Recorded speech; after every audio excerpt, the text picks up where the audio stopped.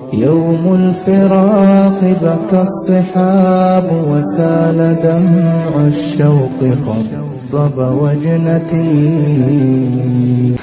رب اشرح لي صدري ويسر لي أمري واحلل عقدة من لساني يفقهوا قولي. Assalamu alaikum wa rahmatullahi wa barakatuh. Alhamdulillah for the 5th episode of Thoughts of Paradise with Bilkis Khalifa. Inshallah, today's episode focuses on one phenomenal woman, the woman the Prophet Muhammad ﷺ esteemed so highly. She was called Baraka bint Laba radiyallahu anha, but she was known as Ayman. She was a slave of a very noble man, Abdullah. That was the father of the Prophet Muhammad ﷺ. She escorted Prophet's mother when she decided to take Prophet to visit the grandparents at Yathrib. Sadly, on their way back, Prophet's mother fell sick and passed away. Ayman then took it upon herself to play the role as a mother. She consoled Prophet. Prophet was very young as at that time. When the Prophet grew up and got married to Nana Khadija, he freed Ayman. She got married to Ubayd. Allah subhanahu wa ta'ala blessed them with a son, Ayman. That was how she became known as Ayman. After some years, the husband passed away. One day when the Prophet Muhammad ﷺ was sitting with his companions, he said, "Should one of you desire to marry a woman from the people of paradise, let him marry Ayman." Zayd, one companion of Prophet, stepped forward and agreed to marry her. After their marriage, Allah blessed them with a son, Usama. Due to how phenomenal this woman was, she was given the honor of motherhood. She was blessed with the experience of being called Ummi by not just only her children but Prophet himself. Who knew a slave like Ayman would be blessed with the task of caring and nurturing a prophet?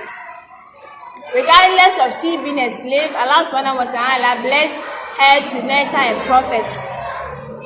Muslim women, when we find ourselves in a position of nurturing someone's child, most especially with orphans, we should fear Allah subhanahu wa ta'ala and try our possible best to train and treat those children very well, because you don't know what the future holds.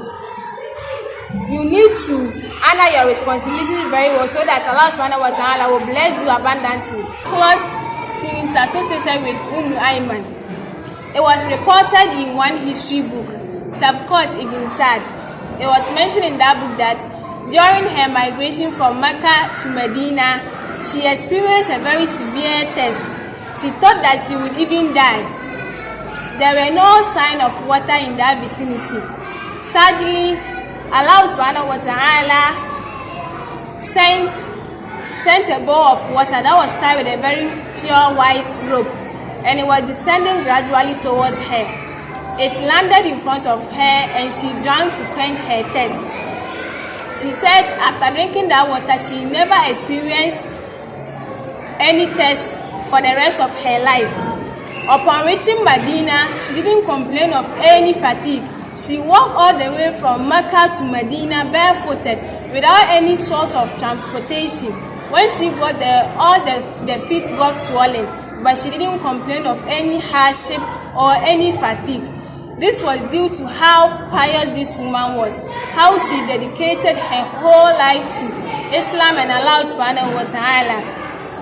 Muslim women, we need to sit quietly and reflect on these questions. We need to contemplate on these questions. Who do we think we are, or who do you think you are? How are you making sure to retain your value at the sight of Allah subhanahu wa ta'ala? Most Muslim women of today, we are bombarded with ideas that are just valuable in the society. Some people are hurt just because their lives do not conform with societal values or societal needs. My dear Muslim my dear Muslim women or my dear Muslim mothers, let's kindly focus on things that will let us retain our value at the sight of Allah subhanahu wa ta'ala. As Ayman did, she made sure to retain her value at the sight of Allah by walking all the way from Mecca to Medina barefooted. This was due to how she dedicated her whole life to Islam and Allah subhanahu wa ta'ala. She was a very generous person. Anas bin Malik once said, he and the Prophet Muhammad sallallahu alaihi wasallam visited Ayman in her house. When they got there, she prepared a very delicious meal for them, in addition with some drinks. But the Prophet refused to eat. This woman was angry and then felt offended, but the Prophet told her he was fasting. This was how charitable this woman was. Muslim women, these are some of the good qualities that we need to emulate from this woman. Muslimah hiding her food when she gets visitors. You shouldn't forget that Allah will multiply whatever that you give out to your visitor. But Allah subhanahu wa ta'ala mentioned in the Quran that وَأَحْسِنْ كَمَا أَحْسَنَ اللَّهُ إِلَيْكَ. Do good to others as Allah has done good to you. Allah subhanahu wa ta'ala has done good for you by providing you with food. So it's up to you to give some out in order for Allah to multiply it for you. Also, Ayman played a very active role in jihad. She participated in the Battle of Uhud. It was said that during the Battle of Uhud, she nursed the wounded. She served the thirsty Mujahideen with water on the battlefield. Therefore, her deeds and character easily earns her the status of being one of the women of paradise. May we all find strength as Muslim women through our purpose here on life and fulfill it to the best of our ability. سبحانك اللهم وبحمدك نشهد أن لا إله إلا أنت نستغفرك ونتوب إليك والسلام عليكم ورحمة الله وبركاته.